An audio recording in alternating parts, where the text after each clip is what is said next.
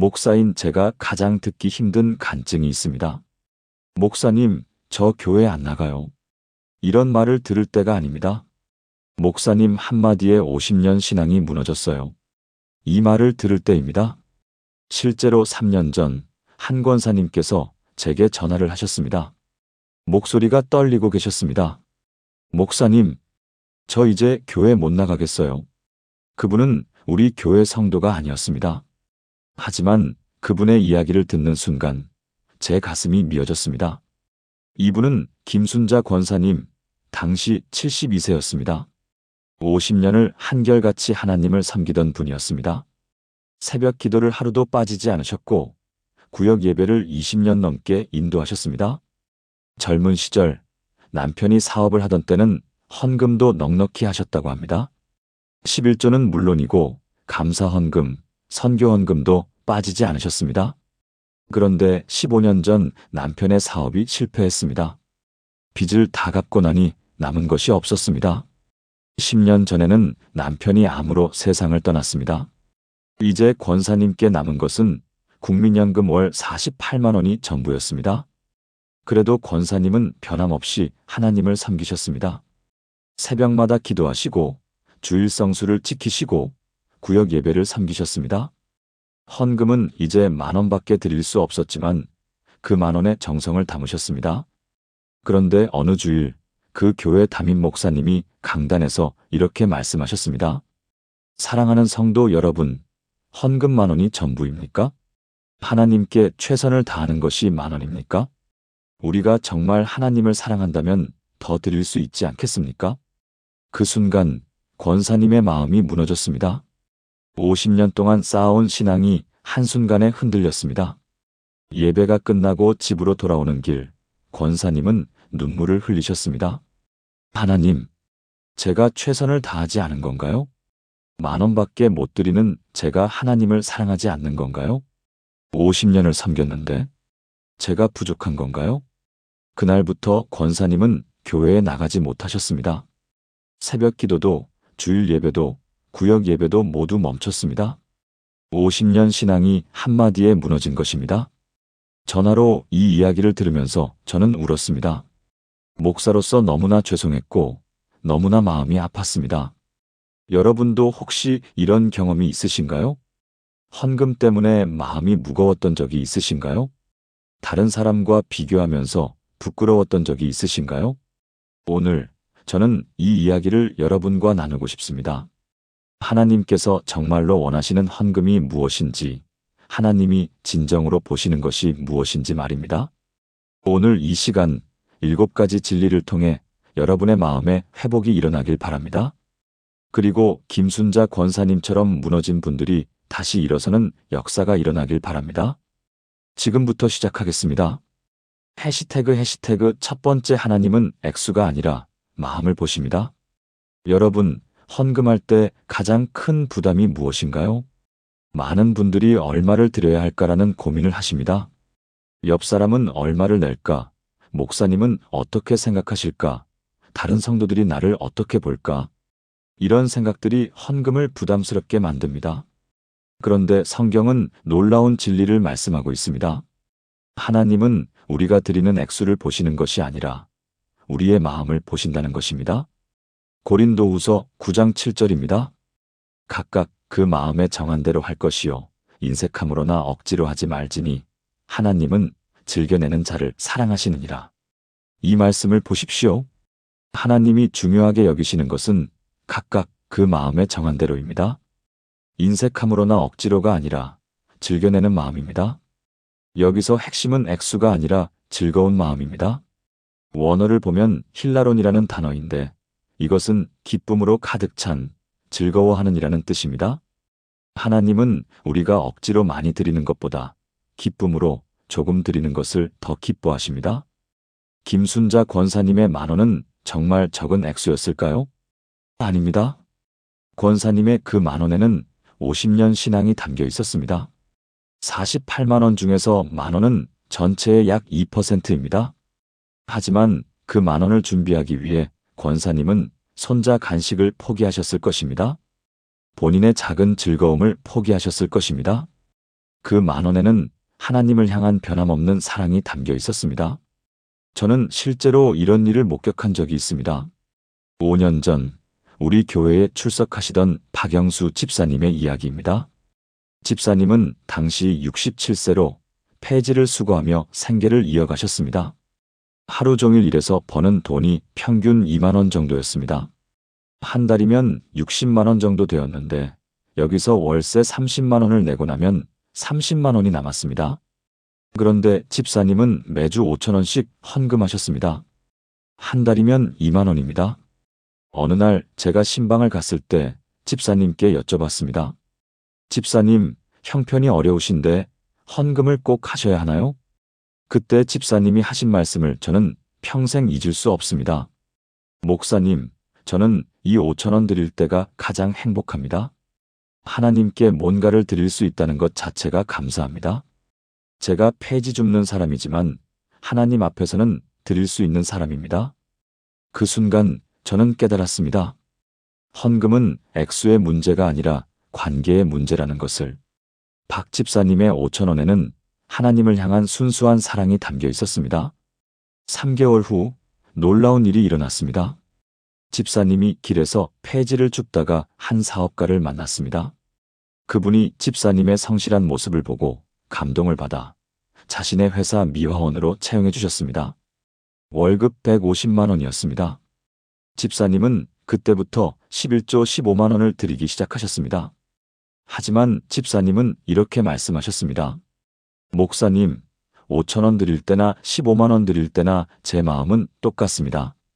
하나님께 드릴 수 있다는 것 자체가 감사합니다. 여러분, 이것이 하나님이 보시는 것입니다. 액수가 아니라 마음입니다. 사랑하는 여러분, 지금 저와 함께 이렇게 기도해 보시겠습니까? 하나님 아버지, 오늘 제 마음을 열어주셔서 감사합니다. 제가 드리는 헌금의 액수가 아니라 그 안에 담긴 제 마음을 보시는 하나님을 찬양합니다. 하나님, 저는 고백합니다. 때로 액수 때문에 부담스러웠고 다른 사람과 비교하며 부끄러웠습니다. 하지만 이제 깨달았습니다. 주님은 제 마음을 보신다는 것을, 제 사랑을 받으시는 분이라는 것을 믿습니다. 제가 드리는 모든 헌금이 기쁨이 되게 하시고 주님과의 사랑의 표현이 되게 하소서. 예수님의 이름으로 기도합니다. 아멘. 이 기도를 가슴에 새기며 다음 진리로 넘어가겠습니다. 해시태그 두 번째 과부의 두 랩돈 다시 하나님 눈에 가장 많이 드린 사람. 예수님께서 직접 보여주신 헌금에 대한 가장 강력한 교훈이 있습니다. 바로 과부의 두 랩돈 이야기입니다. 마가복음 12장 41절부터 44절입니다. 예수께서 헌금함을 대하여 앉으사 무리가 어떻게 헌금함에 돈 넣는가를 보실세 여러 부자는 많이 넣는데 한 가난한 과부는 와서 두 랩돈 곧 한 고드란트를 넣는지라. 예수께서 제자들을 불러다가 이르시되 내가 진실로 너희에게 이르노니 이 가난한 과부는 헌금함에 넣는 모든 사람보다 많이 넣었도다. 그들은 다 그 풍족한 중에서 넣었거니와 이 과부는 그 가난한 중에서 자기의 모든 소유 곧 생활비 전부를 넣었느니라. 이 말씀을 깊이 묵상해 보십시오. 두 랩돈이 얼마였을까요? 당시 한 랩돈은 노동자 하루 품삯의 128분의 1이었습니다. 두 랩돈은 256분의 1입니다. 오늘날로 치면 약 500원 정도에 불과합니다. 반면 부자들은 수백만 원, 수천만 원을 헌금했을 것입니다. 그런데 예수님은 놀라운 말씀을 하셨습니다. 이 가난한 과부는 모든 사람보다 많이 넣었도다. 어떻게 500원이 수천만 원보다 많을 수 있습니까? 여기에 하나님의 수학이 있습니다. 부자들은 그 풍족한 중에서 넣었습니다. 즉, 드리고도 남아서 드린 것입니다. 생활에 전혀 지장이 없었습니다. 하지만 과부는 자기의 모든 소유 곧 생활비 전부를 넣었습니다. 그날 저녁 먹을 것도 없었을 것입니다. 내일 아침 먹을 것도 없었을 것입니다. 그럼에도 불구하고 모든 것을 하나님께 드렸습니다. 이것이 하나님께서 보시는 많이 드림입니다. 액수가 아니라 비율입니다. 더 정확하게는 희생입니다. 김순자 권사님의 10,000원은 48만 원 중 10,000원이었습니다. 약 2%입니다. 하지만 그 10,000원을 드리기 위해 권사님은 무엇을 희생하셨을까요? 손자에게 사줄 과자를 포기하셨을 것입니다. 본인이 먹고 싶었던 떡볶이를 포기하셨을 것입니다. 버스비를 아끼기 위해 한 정거장을 걸어오셨을 것입니다. 그 10,000원 안에는 권사님의 희생이 담겨 있었습니다. 저는 이와 비슷한 이야기를 직접 경험했습니다. 7년 전 우리 교회에 출석하시던 한 청년이 있었습니다. 이름은 최준호 청년, 당시 28세였습니다. 백혈병으로 투병 중이었고 매달 병원비가 200만 원씩 들어갔습니다. 부모님이 빚을 내가며 치료비를 대고 계셨습니다. 준호 청년은 병원 침대에 누워서도 성경을 읽고 기도했습니다. 어느 날 제가 병문안을 갔을 때 청년이 제게 봉투 하나를 건넸습니다. 목사님, 이거 헌금입니다. 봉투를 열어보니 10,000원이 들어 있었습니다. 저는 깜짝 놀랐습니다. 준호야, 이 돈은 내가 써야지. 헌금은 나중에 건강해지면 하면 돼. 그때 준호 청년이 한 말을 저는 평생 잊을 수 없습니다. 목사님, 제가 지금 할 수 있는 게 이것밖에 없어요. 아버지가 빚내서 저를 살리고 계시는데 저는 아무것도 할 수 없어요. 그런데 하나님께는 이것이라도 드릴 수 있잖아요. 2만 원이 제가 하나님께 드릴 수 있는 전부예요. 그 순간 저는 울었습니다. 그 10,000원이 얼마나 큰 헌금인지 알았기 때문입니다. 준호 청년은 아르바이트로 한 달에 30만 원을 벌었습니다. 그 중에서 10,000원을 드린 것입니다. 병원비도 내지 못하는 상황에서 부모님께 짐이 되는 상황에서 드린 10,000원이었습니다. 3개월 후 기적이 일어났습니다. 준호 청년의 병이 완치되었습니다. 의사들도 놀랄 정도로 빠른 회복이었습니다. 지금 준호 청년은 건강하게 직장 생활을 하고 있습니다. 그리고 매달 11조와 함께 감사 헌금을 드리고 있습니다. 하지만 준호 청년은 이렇게 말합니다. 목사님, 병원 침대에서 드린 그 10,000원이 제 인생 최고의 헌금이었어요. 그때 하나님과 가장 가까웠던 것 같아요. 여러분, 이것이 과부의 2랩돈이 주는 교훈입니다. 하나님은 액수를 보지 않으시고 우리의 희생을 보십니다. 우리의 전부를 보십니다. 사랑하는 여러분, 지금 저와 함께 이렇게 기도해 보시겠습니까? 사랑의 하나님, 과부의 2랩돈을 보시고 많이 드렸다고 말씀하신 예수님을 찬양합니다. 주님은 액수가 아니라 제 마음과 희생을 보시는 분이십니다. 하나님, 저는 고백합니다. 제가 드리는 헌금이 비록 작을지라도 그 안에 담긴 제 사랑을 주님께서 받아주심을 믿습니다. 과부처럼 제 전부를 드리는 마음을 주시고 준호 청년처럼 어려운 중에도 드릴 수 있는 기쁨을 주소서. 제 헌금이 주님 앞에 향기로운 제사가 되게 하소서. 예수님의 이름으로 기도합니다. 아멘. 이 진리를 가슴에 새기고 3번째로 넘어가겠습니다. 해시태그 세 번째 물질이 아니라 예배의 정신.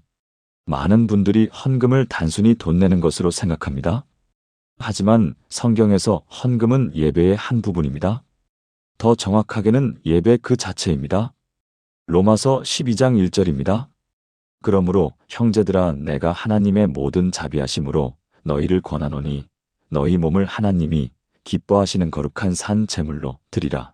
이는 너희가 드릴 영적 예배니라. 여기서 영적 예배라는 표현을 주목하십시오. 원어로는 로기켄 라트레이안인데 이것은 이성적 섬김, 합당한 예배라는 뜻입니다. 예배는 단순히 찬양하고 설교 듣는 것이 아닙니다. 우리의 삶 전체를 하나님께 드리는 것입니다. 그 중에서 헌금은 우리의 물질을, 우리의 노동을, 우리의 시간을 하나님께 드리는 구체적 행위입니다. 김순자 권사님의 10,000원은 단순히 10,000원짜리 지폐가 아니었습니다. 그 10,000원은 권사님이 폐지를 주우며 번 돈이었고 새벽 찬바람을 맞으며 일한 대가였고 손자를 돌보며 받은 용돈이었습니다. 그 10,000원 안에는 권사님의 노동과 땀과 시간이 담겨 있었습니다. 그래서 그 10,000원은 단순한 화폐가 아니라 권사님의 삶 그 자체였습니다. 구약시대 제사를 생각해 보십시오. 이스라엘 백성들이 제물을 드릴 때 그것은 단순히 양이나 소를 드리는 것이 아니었습니다. 그 제물은 그들이 목자로서 온 정성을 다해 키운 것이었습니다. 매일 새벽 일어나 먹이를 주고 병들면 밤새 돌보고 사랑으로 키운 양이었습니다. 그래서 그 재물에는 그들의 삶이 담겨 있었습니다. 그것을 하나님께 드리는 것, 그것이 예배였습니다. 저는 이 진리를 깊이 깨달은 한 집사님의 이야기를 알고 있습니다. 6년 전 서울 강남에 사시던 이미선 집사님의 이야기입니다. 집사님은 당시 55세로 고급 아파트에 살고 계셨습니다. 남편이 성공한 사업가였고 경제적으로 넉넉했습니다. 11조로 매달 500만 원씩 드리고 계셨습니다. 주변 사람들이 볼 때 아주 훌륭한 헌금이었습니다. 하지만 집사님 본인은 늘 마음 한편이 무거웠습니다. 어느 날 집사님이 새벽 기도를 드리는데 하나님께서 음성을 주셨다고 합니다. 내가 드리는 500만 원에 내 마음이 담겨 있느냐? 그 질문이 집사님의 가슴을 찔렀습니다. 돌이켜보니 500만 원은 통장에서 자동이체되는 돈이었습니다. 남편이 벌어온 돈이었고 집사님 본인은 그 돈을 위해 아무 수고도 하지 않았습니다. 그냥 자동으로 나가는 돈이었습니다. 집사님은 그날부터 기도하기 시작했습니다. 하나님, 제가 정말로 수고하고 땀 흘려서 드리는 헌금을 하게 해주세요. 3개월 후 집사님은 결단을 내렸습니다. 동네 어린이집에서 자원봉사를 시작한 것입니다. 처음에는 일주일에 2번, 오전 3시간씩이었습니다. 1년 후에는 정식으로 보조교사로 일하게 되었습니다. 월급은 120만 원이었습니다. 집사님은 그 120만 원 중에서 12만 원을 11조로 드리기 시작했습니다. 어느 날 제가 집사님께 여쭤봤습니다.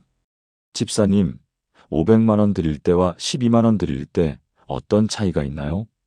집사님은 눈물을 글썽이며 대답하셨습니다. 목사님, 완전히 다릅니다. 500만 원은 그냥 숫자였어요. 하지만 12만 원은 제 땀입니다. 아이들 기저귀 갈아주고 우유 먹이고 재우고 놀아주면서 번 돈이에요. 이 12만 원을 헌금 봉투에 넣을 때 제 마음이 뜨거워집니다. 이게 진짜 예배구나. 이게 진짜 헌금이구나 느껴집니다. 2년이 지난 지금 집사님은 여전히 어린이집에서 일하고 계십니다. 그리고 매달 12만 원의 11조를 기쁨으로 드리고 계십니다. 집사님은 이렇게 말씀하십니다. 목사님, 제가 드리는 이 헌금은 제 삶입니다. 아이들을 사랑하는 제 마음이고 땀 흘려 일하는 제 노동이고 하나님을 섬기는 제 예배입니다. 여러분, 이것이 진정한 헌금입니다. 물질이 아니라 예배입니다. 돈이 아니라 우리의 삶입니다. 액수가 문제가 아니라 그 안에 우리의 마음과 수고가 담겨 있느냐가 중요합니다. 사랑하는 여러분, 지금 저와 함께 이렇게 기도해 보시겠습니까? 거룩하신 하나님, 헌금이 단순한 물질이 아니라 예배라는 것을 깨닫게 하시니 감사합니다. 제가 드리는 헌금이 제 삶의 표현이 되게 하시고 제 사랑의 고백이 되게 하소서. 하나님, 저는 고백합니다. 때로 헌금을 의무처럼, 형식처럼 드렸습니다. 하지만 이제 깨달았습니다. 헌금은 제 삶을 드리는 것이고 제 마음을 드리는 것이며 주님께 드리는 진정한 예배임을 믿습니다.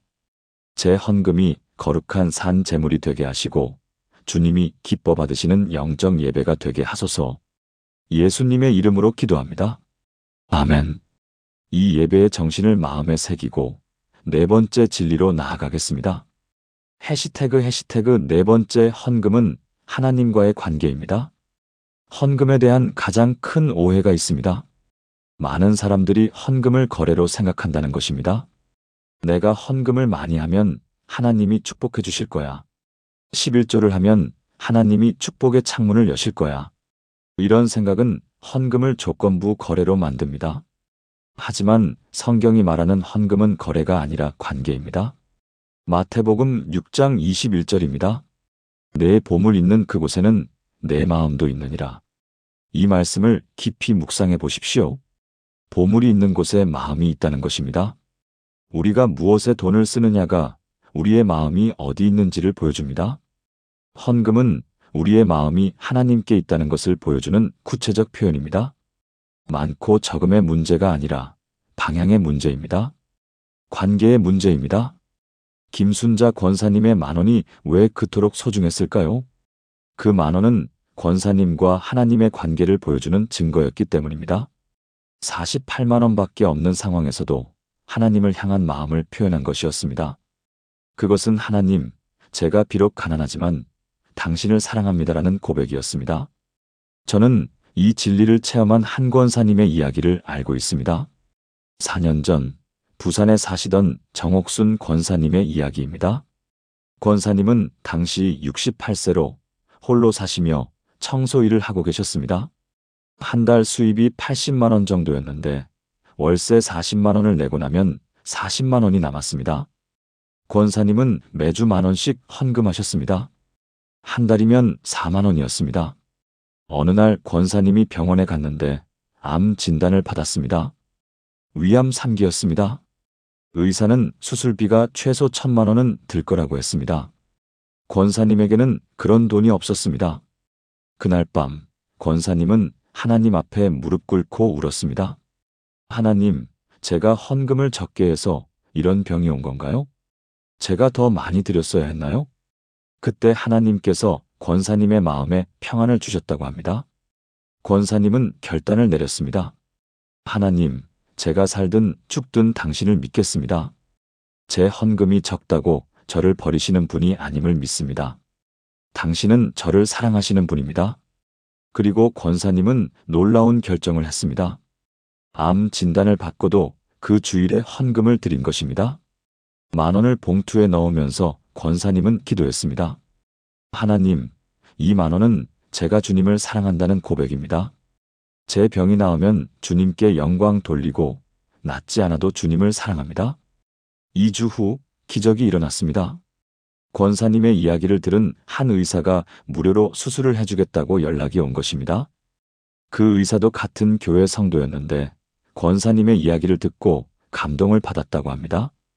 수술은 성공적이었고 암도 완전히 제거되었습니다. 1년 후 검사 결과 재발 징후도 없었습니다. 지금 권사님은 건강하게 청소 일을 계속하고 계십니다. 그리고 여전히 매주 10,000원씩 헌금하고 계십니다. 제가 권사님께 여쭤봤습니다. 권사님, 수술비를 아끼셨는데 헌금을 늘리지 않으시나요? 권사님은 미소 지으며 대답하셨습니다. 목사님, 10,000원이나 10만 원이나 제 마음은 똑같아요. 중요한 건 하나님을 사랑하는 제 마음이지 액수가 아니잖아요.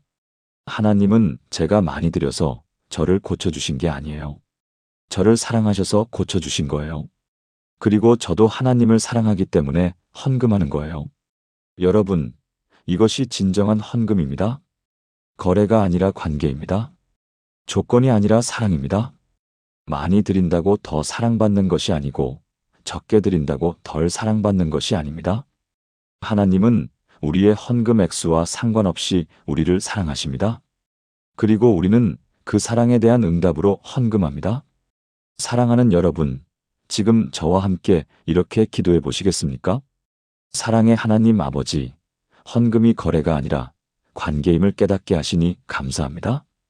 제가 많이 드린다고 더 사랑받는 것도 아니고 적게 드린다고 덜 사랑받는 것도 아님을 고백합니다. 하나님, 저는 믿습니다. 주님은 제 헌금 때문이 아니라 저라는 존재 그 자체를 사랑하시는 분이십니다. 제 헌금이 조건이 아니라 사랑의 표현이 되게 하시고 거래가 아니라 관계의 고백이 되게 하소서. 주님과의 아름다운 사랑의 관계 속에서 기쁨으로 드리게 하소서. 예수님의 이름으로 기도합니다. 아멘. 이 사랑의 관계를 마음에 새기고 5번째 진리로 나아가겠습니다. 해시태그 5번째 하나님의 사랑은 조건이 없습니다.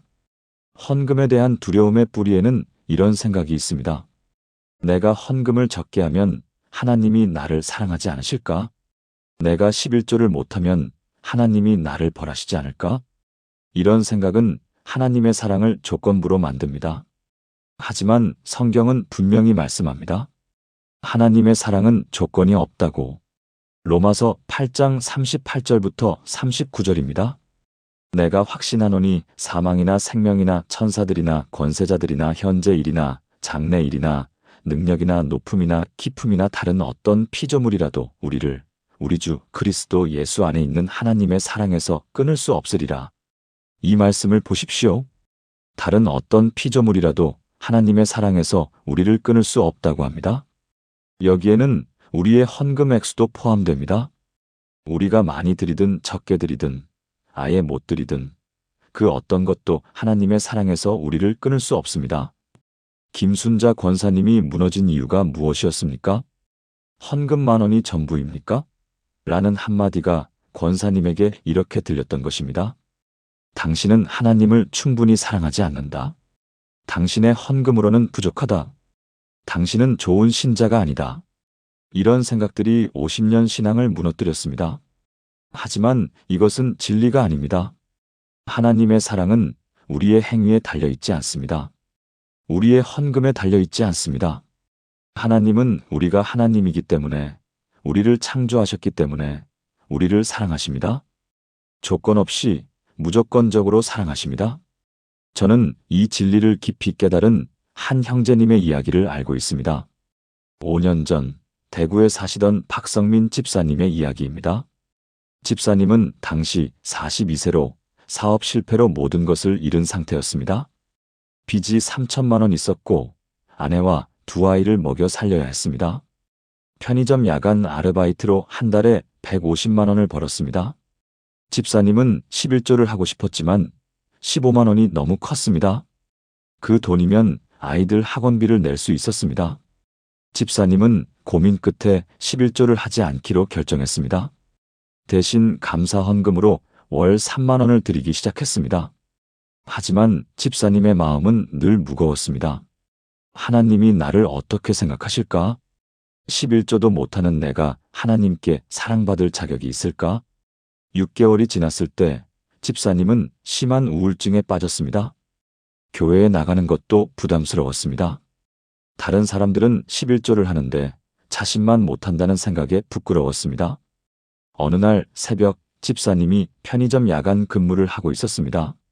새벽 4시였습니다. 피곤해서 의자에 앉아 있는데 갑자기 눈물이 나왔습니다. 하나님, 저 이대로 괜찮은 건가요? 11조도 못하는 제가 주님의 자녀인가요? 그때 한 손님이 들어왔습니다. 70대 할아버지였는데 집사님을 보더니 이렇게 물으셨습니다.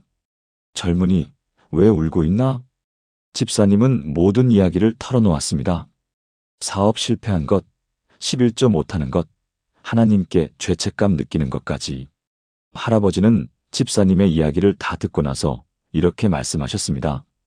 젊은이, 내가 목사인데 한 가지만 말해주겠네. 하나님은 자네가 11조를 한다고 더 사랑하고 안 한다고 덜 사랑하는 분이 아니야. 하나님의 사랑은 자네의 헌금과 아무 관계가 없어. 하나님은 지금 이 순간에도 자네를 똑같이 사랑하고 계셔. 자네가 3만 원 드리든 15만 원 드리든 한 푼도 못 드리든 하나님의 사랑은 변하지 않아. 그 순간 집사님의 눈에서 눈물이 쏟아졌습니다. 그동안 자신을 짓누르던 무게가 벗겨지는 것 같았습니다. 제가 하나님께 사랑받고 있다는 거죠? 물론이지. 자네는 하나님의 사랑받는 아들이야. 지금 이 순간에도. 그날부터 집사님의 삶이 변하기 시작했습니다. 11조를 못한다는 죄책감에서 벗어나니 마음이 자유로워졌습니다. 하나님의 무조건적 사랑을 경험하니 삶에 힘이 생겼습니다. 1년 후 집사님에게 새로운 직장이 생겼습니다. 월급 300만 원이었습니다. 그때부터 집사님은 11조 30만 원을 드리기 시작했습니다. 하지만 집사님은 이렇게 말합니다. 목사님, 3만 원 드릴 때나 30만 원 드릴 때나 하나님의 사랑은 똑같았어요. 제가 3만 원 드릴 때도 하나님은 저를 사랑하셨고 지금도 똑같이 사랑하세요. 헌금은 하나님의 사랑을 얻기 위한 조건이 아니라 하나님의 사랑에 대한 감사의 표현이었어요. 여러분, 이것이 진리입니다. 하나님의 사랑은 조건이 없습니다. 우리가 무엇을 하든 얼마를 드리든 하나님의 사랑은 변하지 않습니다. 사랑하는 여러분, 지금 저와 함께 이렇게 기도해 보시겠습니까? 영원하신 하나님 아버지, 조건 없는 사랑으로 저를 사랑하시니 감사합니다. 제가 많이 드려도 적게 드려도 아무것도 못 드려도 주님의 사랑은 변하지 않으심을 고백합니다. 하나님, 저는 믿습니다. 주님의 사랑은 제 행위에 달려있지 않고 제 헌금에 달려있지 않으며 주님의 성품 자체에서 나오는 것임을 믿습니다. 이 무조건적 사랑 안에서 자유하게 하시고 이 사랑에 감사함으로 기쁘게 드리게 하소서. 죄책감이 아니라 감사함으로, 의무가 아니라 사랑으로 드리게 하소서. 예수님의 이름으로 기도합니다. 아멘. 이 무조건적 사랑을 마음 깊이 새기고 6번째 진리로 나아가겠습니다. 해시태그 6번째 진정한 부요함은 영적 풍성함입니다. 세상은 재물에 많고 적음으로 사람을 평가합니다. 많이 가진 사람이 부자이고 적게 가진 사람이 가난한 사람입니다. 하지만 하나님의 기준은 완전히 다릅니다. 요한계시록 2장 9절입니다. 내가 내 환난과 궁핍을 알거니와 실상은 내가 부요한 자니라. 이 말씀을 깊이 묵상해 보십시오. 세상의 눈으로 보면 궁핍하지만 하나님의 눈으로 보면 부요한 자라는 것입니다. 진정한 부요함은 통장 잔고에 있지 않습니다. 진정한 부요함은 영적 풍성함에 있습니다. 김순자 권사님은 48만 원밖에 없었습니다. 세상의 기준으로는 가난한 사람이었습니다. 하지만 권사님에게는 세상이 줄 수 없는 부요함이 있었습니다. 50년 동안 하루도 빠지지 않은 새벽 기도의 역사가 있었습니다. 20년 넘게 구역 예배를 인도하며 쌓은 신앙의 유산이 있었습니다. 수많은 사람들을 위로하고 격려했던 사랑의 열매가 있었습니다. 이것이 진정한 부요함입니다. 저는 이 진리를 체험한 한 자매님의 이야기를 알고 있습니다. 3년 전 광주에 사시던 최은혜 자매님의 이야기입니다. 자매님은 당시 35세로 미혼모였습니다. 7살 딸아이를 혼자 키우고 있었습니다. 식당에서 서빙 일을 하며 한 달에 180만 원을 벌었습니다. 월세 60만 원, 생활비 100만 원을 쓰고 나면 20만 원이 남았습니다. 자매님은 11조 18만 원을 드리고 싶었지만 도저히 여유가 없었습니다. 대신 감사 헌금으로 월 2만 원을 드렸습니다. 자매님은 늘 마음이 무거웠습니다. 교회에서 만나는 다른 자매들은 명품 가방을 들고 좋은 차를 타고 여유로워 보였습니다. 자매님은 5년 된 중고차를 타고 시장에서 산 옷을 입고 늘 돈 걱정을 했습니다. 나는 왜 이렇게 가난할까? 하나님은 왜 나만 이렇게 힘들게 하실까? 어느 날 자매님이 딸과 함께 공원을 산책하고 있었습니다. 딸아이가 갑자기 이렇게 말했습니다. 엄마, 우리 가난하지? 자매님의 가슴이 철렁했습니다. 응, 그런 것 같네. 미안해. 그때 딸아이가 웃으며 말했습니다. 그래도 우리 부자야. 엄마가 매일 안아주잖아. 엄마가 매일 사랑한다고 해주잖아. 엄마가 매일 하나님께 기도해주잖아. 친구네는 돈은 많은데 엄마 아빠가 안 안아줘. 우리가 더 부자야. 그 순간 자매님의 눈에서 눈물이 쏟아졌습니다. 자신이 얼마나 부유한 사람인지 깨달았기 때문입니다. 돈은 없지만 딸에게 사랑을 줄 수 있었습니다. 명품은 없지만 하나님의 사랑을 알았습니다. 여유는 없지만 기도할 수 있었습니다. 그날 밤 자매님은 하나님께 기도했습니다. 하나님, 제가 가난하다고 생각했는데 제가 얼마나 부유한지 깨달았습니다. 통장에는 돈이 없지만 제 마음에는 주님의 사랑이 가득합니다. 딸에게 물질은 많이 못 줘도 주님의 사랑을 가르칠 수 있습니다. 2만 원밖에 못 드리지만 이 2만 원에 제 감사가 가득 담겨 있습니다. 하나님, 저는 부유한 사람입니다. 그날부터 자매님의 삶이 변하기 시작했습니다. 가난을 부끄러워하지 않게 되었습니다. 오히려 이 가난 속에서 하나님을 더 의지하게 되었습니다. 2년 후 자매님에게 새로운 기회가 왔습니다. 한 회사에서 격리 직원을 뽑는다는 소식을 들었습니다. 자매님은 용기를 내어 지원했고 채용되었습니다. 월급은 280만 원이었습니다. 그때부터 자매님은 11조 28만 원을 드리기 시작했습니다. 하지만 자매님은 이렇게 말합니다. 목사님, 2만 원 드릴 때가 더 부유했던 것 같아요. 그때는 정말 하나님만 의지했거든요. 지금도 감사하지만 그때의 그 간절함, 그 순수함이 그립습니다. 여러분, 이것이 진정한 부요함입니다. 돈이 많아서 부요한 것이 아니라 하나님을 알기 때문에 부요한 것입니다. 물질이 풍족해서 부자인 것이 아니라 영혼이 풍성하기 때문에 부자인 것입니다. 사랑하는 여러분, 지금 저와 함께 이렇게 기도해 보시겠습니까?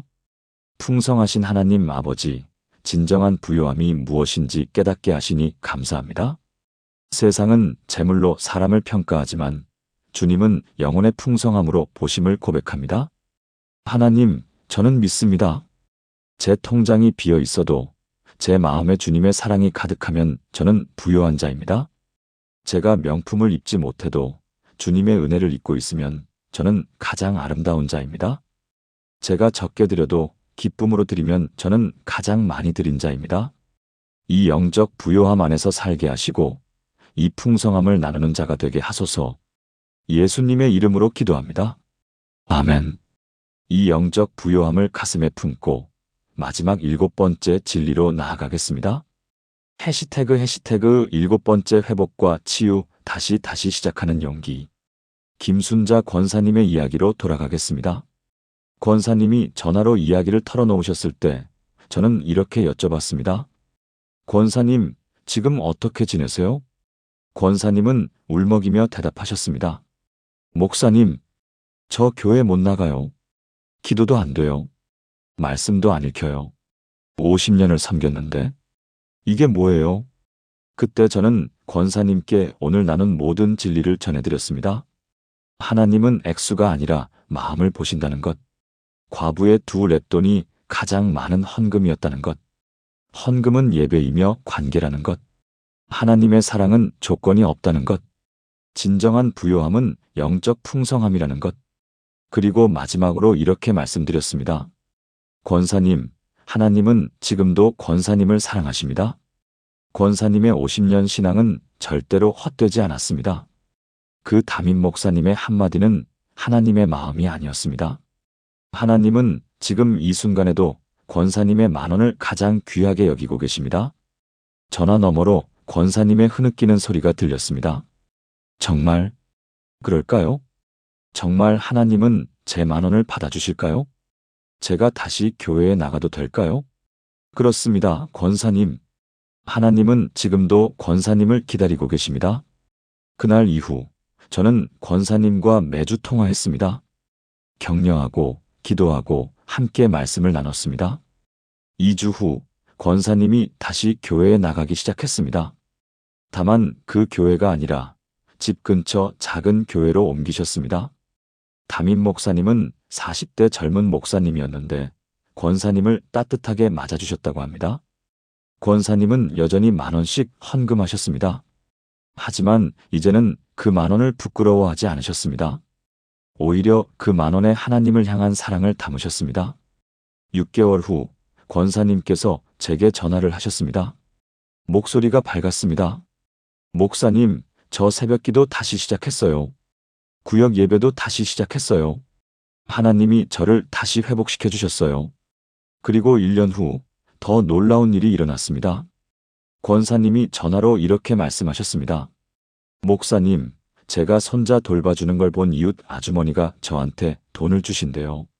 한 달에 50만 원이래요. 그 집 손자도 함께 봐달라고요. 이제 저 수입이 98만 원이에요. 권사님의 목소리에 기쁨이 넘쳤습니다. 그래서 목사님, 이제 11조를 하려고요. 거의 10만 원 정도 되는데 드려도 될까요? 저는 웃으며 대답했습니다. 권사님, 물론이죠.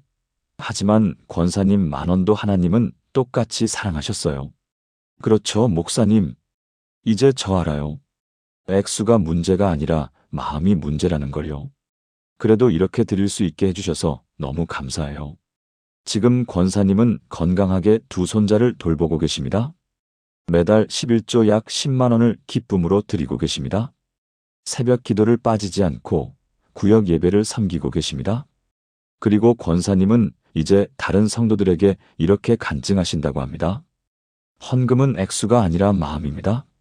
하나님은 여러분의 통장이 아니라 여러분의 마음을 보십니다. 부끄러워하지 마세요. 하나님은 여러분을 사랑하십니다. 여러분, 혹시 지금 상처받아 계신가요? 헌금 때문에 마음이 무거우신가요? 교회 나가기가 부담스러우신가요? 오늘 이 말씀을 기억하십시오. 하나님은 여러분을 사랑하십니다. 여러분의 헌금이 많든 적든 하나님의 사랑은 변하지 않습니다. 다시 시작할 수 있습니다. 회복될 수 있습니다. 지금이 바로 그때입니다. 사랑하는 여러분, 지금 저와 함께 이렇게 기도해 보시겠습니까? 회복의 하나님 아버지, 상처받은 제 마음을 만져주시고 치유해 주시니 감사합니다. 제가 다시 일어설 수 있는 용기를 주시고 새롭게 시작할 수 있는 힘을 주시니 감사합니다. 하나님, 저는 고백합니다. 제가 무너졌어도 주님은 저를 포기하지 않으셨고, 제가 쓰러졌어도 주님은 저를 일으키시며, 제가 상처받았어도 주님은 저를 치유하십니다. 이제 저는 다시 일어섭니다. 상처에서 벗어나 자유함으로, 두려움에서 벗어나 확신으로, 부끄러움에서 벗어나 당당함으로 나아갑니다. 제 헌금이 다시 기쁨이 되게 하시고, 제 예배가 다시 감사가 되게 하시며, 제 신앙이 더욱 견고해지게 하소서. 예수님의 이름으로 기도합니다. 아멘. 이 회복의 능력을 믿으며 이제 마지막 통합 기도로 나아가겠습니다. 지금까지 나눈 7가지 말씀을 하나의 기도로 드리겠습니다. 함께 마음을 모아 기도하시겠습니까? 전능하시고 사랑이 풍성하신 하나님 아버지, 오늘 이 귀한 시간 주신 것을 감사드립니다. 헌금에 대한 진정한 진리를 깨닫게 하시고 상처받은 마음을 치유하시며 회복의 은혜를 경험하게 하시니 진심으로 감사합니다. 하나님, 저는 이제 고백합니다. 주님은 제 헌금의 액수가 아니라 제 마음을 보시는 분이십니다. 과부의 2렙돈처럼 제가 드리는 작은 헌금도 주님 앞에서는 가장 귀한 헌금입니다. 헌금은 단순한 물질이 아니라 주님께 드리는 진정한 예배이며 주님과의 사랑의 관계를 표현하는 것입니다.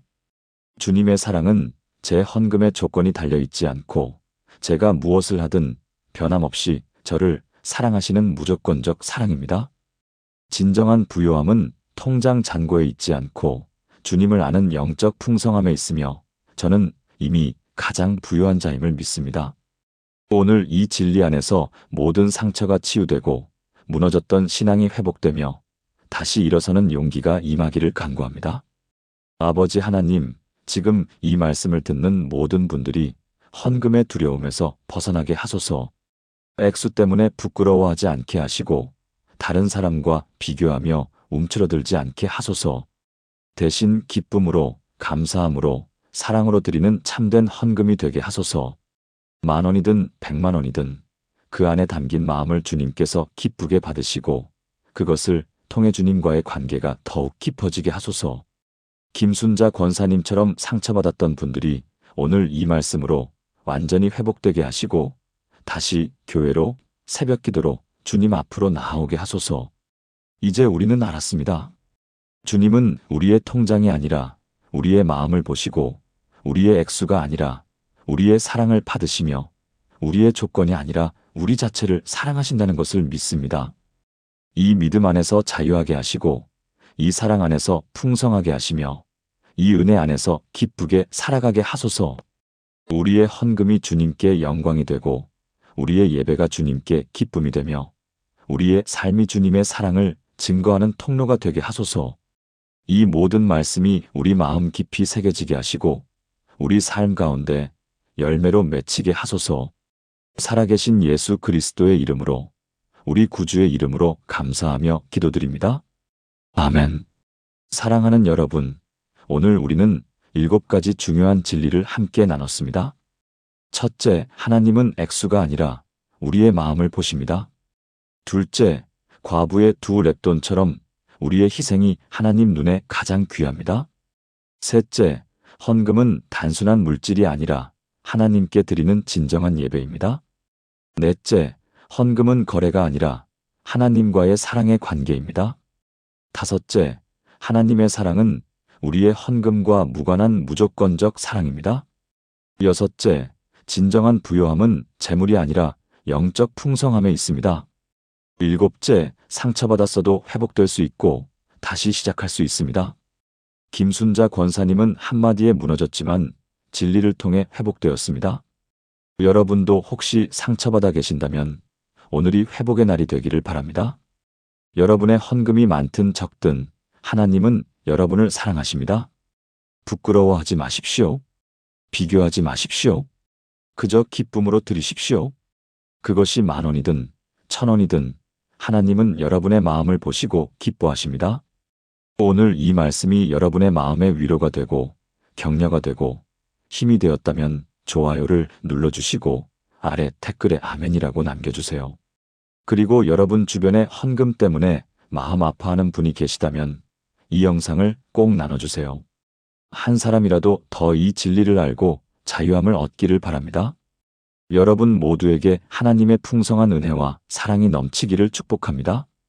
여러분의 헌금이 기쁨이 되고 여러분의 예배가 감사가 되고 여러분의 삶이 주님의 사랑으로 가득하기를 기도합니다. 목사인 제가 가장 듣기 힘든 간증이 있습니다. 목사님, 저 교회 안 나가요. 이런 말을 들을 때가 아닙니다.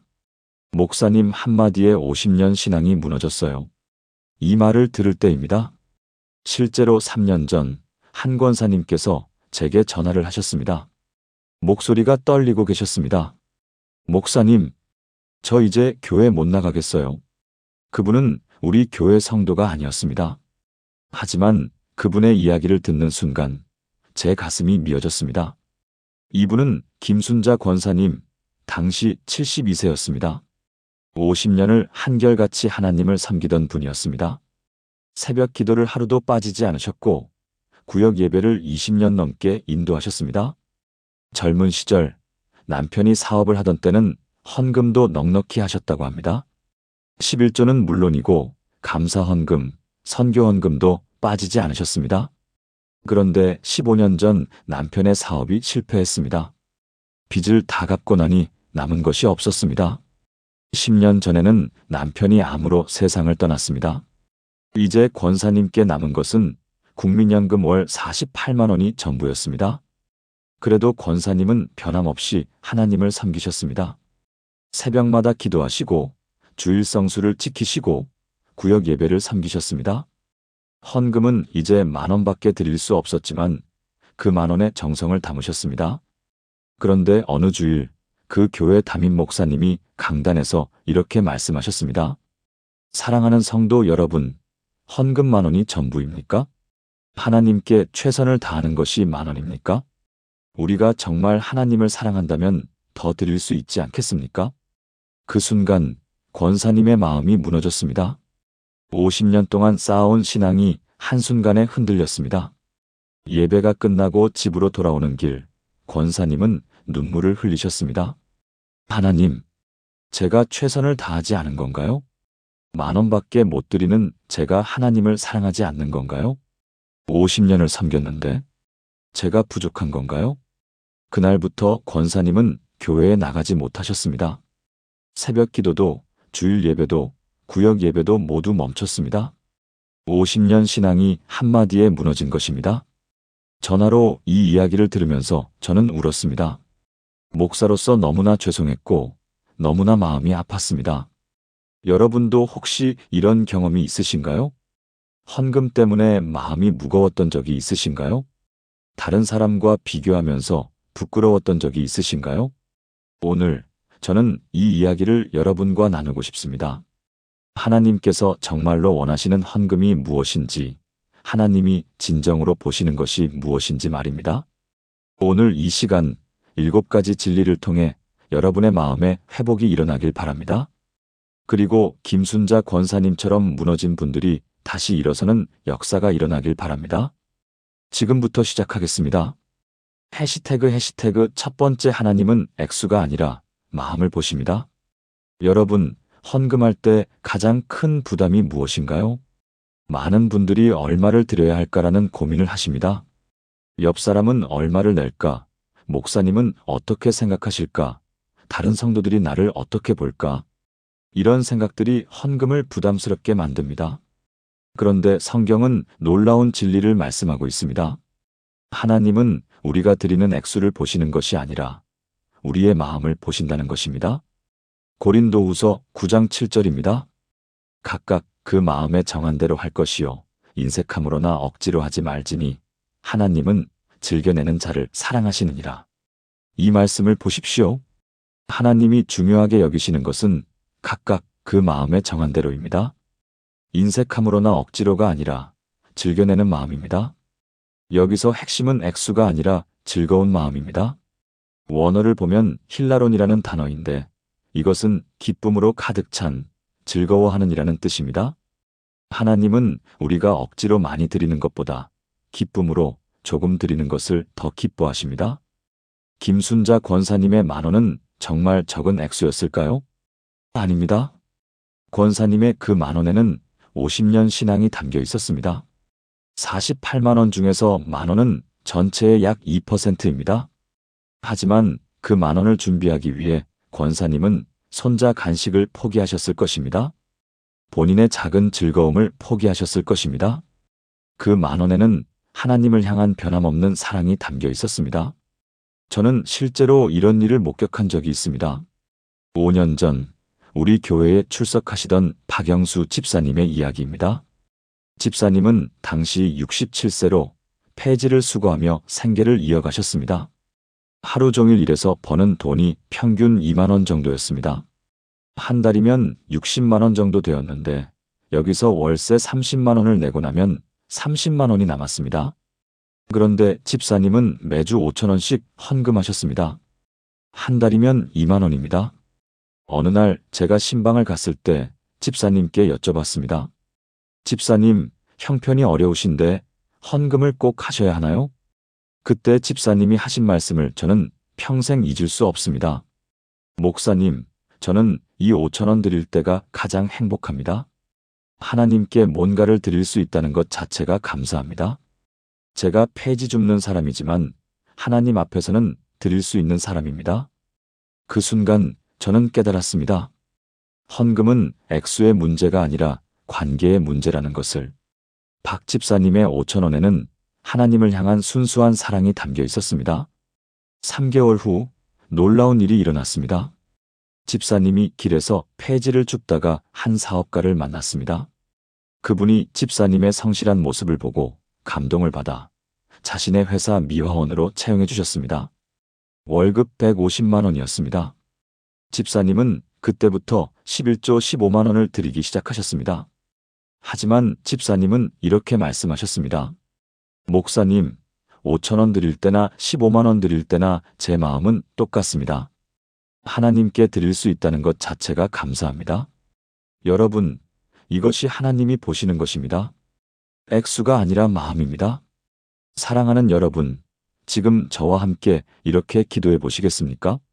하나님 아버지, 오늘 제 마음을 열어주셔서 감사합니다. 제가 드리는 헌금의 액수가 아니라 그 안에 담긴 제 마음을 보시는 하나님을 찬양합니다. 하나님, 저는 고백합니다. 때로 액수 때문에 부담스러웠고 다른 사람과 비교하며 부끄러웠습니다. 하지만 이제 깨달았습니다. 주님은 제 마음을 보신다는 것을, 제 사랑을 받으시는 분이라는 것을 믿습니다. 제가 드리는 모든 헌금이 기쁨이 되게 하시고 주님과의 사랑의 표현이 되게 하소서. 예수님의 이름으로 기도합니다. 아멘. 이 기도를 가슴에 새기며 다음 진리로 넘어가겠습니다. 해시태그 두 번째 과부의 두 렙돈 다시 하나님 눈에 가장 많이 드린 사람. 예수님께서 직접 보여주신 헌금에 대한 가장 강력한 교훈이 있습니다. 바로 과부의 두 렙돈 이야기입니다. 마가복음 12장 41절부터 44절입니다. 예수께서 헌금함을 대하여 앉으사 무리가 어떻게 헌금함에 돈 넣는가를 보실세 여러 부자는 많이 넣는데 한 가난한 과부는 와서 두 렙돈 곧 한 고드란트를 넣는지라. 예수께서 제자들을 불러다가 이르시되 내가 진실로 너희에게 이르노니 이 가난한 과부는 헌금함에 넣는 모든 사람보다 많이 넣었도다. 그들은 다 그 풍족한 중에서 넣었거니와 이 과부는 그 가난한 중에서 자기의 모든 소유 곧 생활비 전부를 넣었느니라. 이 말씀을 깊이 묵상해 보십시오. 두 렙돈이 얼마였을까요? 당시 한 렙돈은 노동자 하루 품삯의 128분의 1이었습니다. 두 랩돈은 256분의 1입니다. 오늘날로 치면 약 500원 정도에 불과합니다. 반면 부자들은 수백만 원, 수천만 원을 헌금했을 것입니다. 그런데 예수님은 놀라운 말씀을 하셨습니다.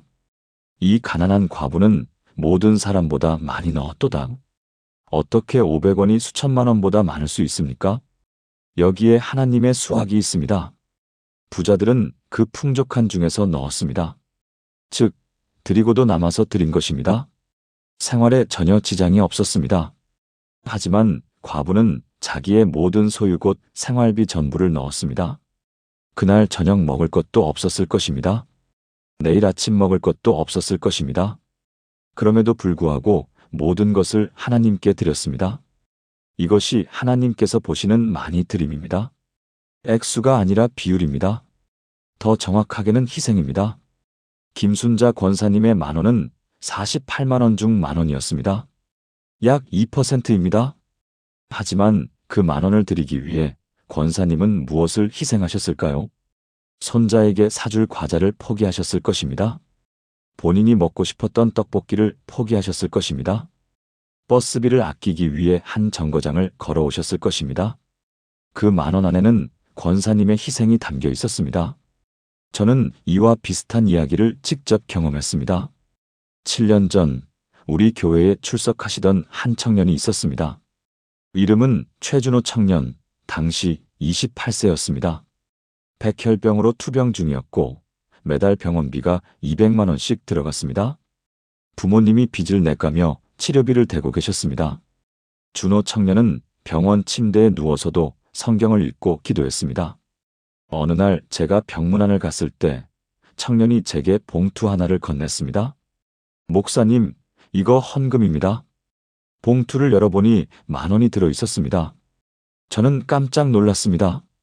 준호야, 이 돈은 내가 써야지. 헌금은 나중에 건강해지면 하면 돼. 그때 준호 청년이 한 말을 저는 평생 잊을 수 없습니다. 목사님, 제가 지금 할 수 있는 게 이것밖에 없어요. 아버지가 빚내서 저를 살리고 계시는데 저는 아무것도 할 수 없어요. 그런데 하나님께는 이것이라도 드릴 수 있잖아요. 20,000원이 제가 하나님께 드릴 수 있는 전부예요. 그 순간 저는 울었습니다. 그 10,000원이 얼마나 큰 헌금인지 알았기 때문입니다. 준호 청년은 아르바이트로 한 달에 30만 원을 벌었습니다. 그 중에서 10,000원을 드린 것입니다. 병원비도 내지 못하는 상황에서 부모님께 짐이 되는 상황에서 드린 10,000원이었습니다. 3개월 후 기적이 일어났습니다. 준호 청년의 병이 완치되었습니다. 의사들도 놀랄 정도로 빠른 회복이었습니다.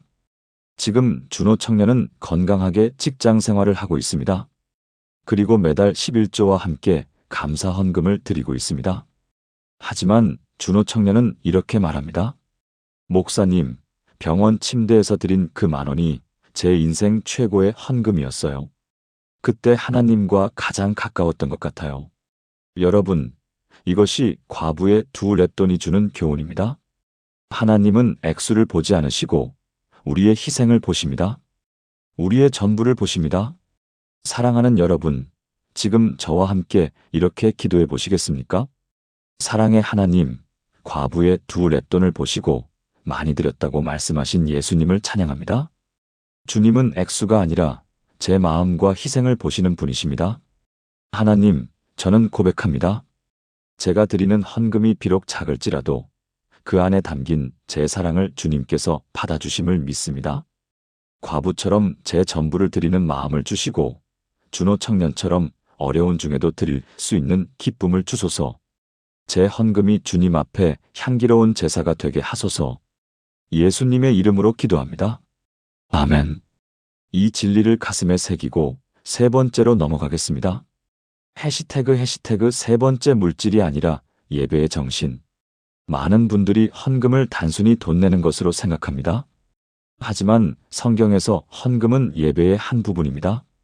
더 정확하게는 예배 그 자체입니다. 로마서 12장 1절입니다. 그러므로 형제들아 내가 하나님의 모든 자비하심으로 너희를 권하노니 너희 몸을 하나님이 기뻐하시는 거룩한 산 제물로 드리라. 이는 너희가 드릴 영적 예배니라. 여기서 영적 예배라는 표현을 주목하십시오. 원어로는 로기켄 라트레이안인데 이것은 이성적 섬김, 합당한 예배라는 뜻입니다. 예배는 단순히 찬양하고 설교 듣는 것이 아닙니다. 우리의 삶 전체를 하나님께 드리는 것입니다. 그 중에서 헌금은 우리의 물질을, 우리의 노동을, 우리의 시간을 하나님께 드리는 구체적 행위입니다. 김순자 권사님의 10,000원은 단순히 10,000원짜리 지폐가 아니었습니다. 그 10,000원은 권사님이 폐지를 주우며 번 돈이었고, 새벽 찬바람을 맞으며 일한 대가였고, 손자를 돌보며 받은 용돈이었습니다. 그 10,000원 안에는 권사님의 노동과 땀과 시간이 담겨 있었습니다. 그래서 그 10,000원은 단순한 화폐가 아니라 권사님의 삶 그 자체였습니다. 구약시대 제사를 생각해 보십시오. 이스라엘 백성들이 제물을 드릴 때 그것은 단순히 양이나 소를 드리는 것이 아니었습니다. 그 제물은 그들이 목자로서 온 정성을 다해 키운 것이었습니다. 매일 새벽 일어나 먹이를 주고 병들면 밤새 돌보고 사랑으로 키운 양이었습니다. 그래서 그 제물에는 그들의 삶이 담겨 있었습니다. 그것을 하나님께 드리는 것, 그것이 예배였습니다. 저는 이 진리를 깊이 깨달은 한 집사님의 이야기를 알고 있습니다. 6년 전 서울 강남에 사시던 이미선 집사님의 이야기입니다.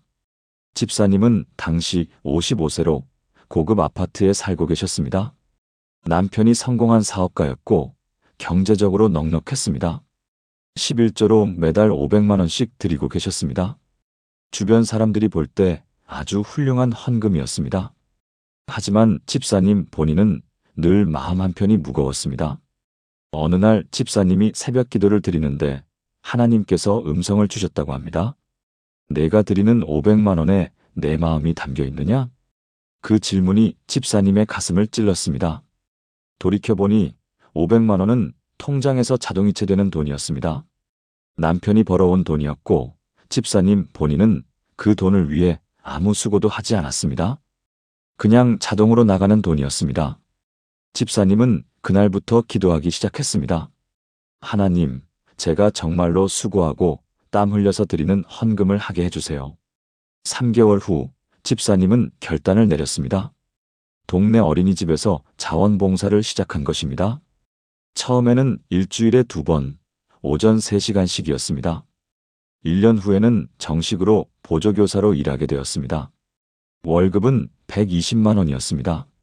집사님은 그 120만 원 중에서 12만 원을 11조로 드리기 시작했습니다. 어느 날 제가 집사님께 여쭤봤습니다. 집사님, 500만 원 드릴 때와 12만 원 드릴 때 어떤 차이가 있나요? 집사님은 눈물을 글썽이며 대답하셨습니다. 목사님, 완전히 다릅니다. 500만 원은 그냥 숫자였어요. 하지만 12만 원은 제 땀입니다. 아이들 기저귀 갈아주고 우유 먹이고 재우고 놀아주면서 번 돈이에요. 이 12만 원을 헌금 봉투에 넣을 때 제 마음이 뜨거워집니다. 이게 진짜 예배구나. 이게 진짜 헌금이구나 느껴집니다. 2년이 지난 지금 집사님은 여전히 어린이집에서 일하고 계십니다. 그리고 매달 12만 원의 11조를 기쁨으로 드리고 계십니다. 집사님은 이렇게 말씀하십니다. 목사님, 제가 드리는 이 헌금은 제 삶입니다. 아이들을 사랑하는 제 마음이고 땀 흘려 일하는 제 노동이고 하나님을 섬기는 제 예배입니다. 여러분, 이것이 진정한 헌금입니다. 물질이 아니라 예배입니다. 돈이 아니라 우리의 삶입니다. 액수가 문제가 아니라 그 안에 우리의 마음과 수고가 담겨 있느냐가 중요합니다. 사랑하는 여러분, 지금 저와 함께 이렇게 기도해 보시겠습니까? 거룩하신 하나님, 헌금이 단순한 물질이 아니라 예배라는 것을 깨닫게 하시니 감사합니다. 제가 드리는 헌금이 제 삶의 표현이 되게 하시고 제 사랑의 고백이 되게 하소서. 하나님, 저는 고백합니다. 때로 헌금을 의무처럼, 형식처럼 드렸습니다. 하지만 이제 깨달았습니다. 헌금은 제 삶을 드리는 것이고 제 마음을 드리는 것이며 주님께 드리는 진정한 예배임을 믿습니다. 제 헌금이 거룩한 산 제물이 되게 하시고 주님이 기뻐 받으시는 영적 예배가 되게 하소서. 예수님의 이름으로 기도합니다. 아멘. 이 예배의 정신을 마음에 새기고 네 번째 진리로 나아가겠습니다. 해시태그 네 번째 헌금은 하나님과의 관계입니다. 헌금에 대한 가장 큰 오해가 있습니다. 많은 사람들이 헌금을 거래로 생각한다는 것입니다. 내가 헌금을 많이 하면 하나님이 축복해 주실 거야. 11조를 하면 하나님이 축복의 창문을 여실 거야. 이런 생각은 헌금을 조건부 거래로 만듭니다. 하지만 성경이 말하는 헌금은 거래가 아니라 관계입니다. 마태복음 6장 21절입니다. 내 보물 있는 그곳에는 내 마음도 있느니라. 이 말씀을 깊이 묵상해 보십시오. 보물이 있는 곳에 마음이 있다는 것입니다. 우리가 무엇에 돈을 쓰느냐가 우리의 마음이 어디 있는지를 보여줍니다. 헌금은 우리의 마음이 하나님께 있다는 것을 보여주는 구체적 표현입니다. 많고 적음의 문제가 아니라 방향의 문제입니다. 관계의 문제입니다.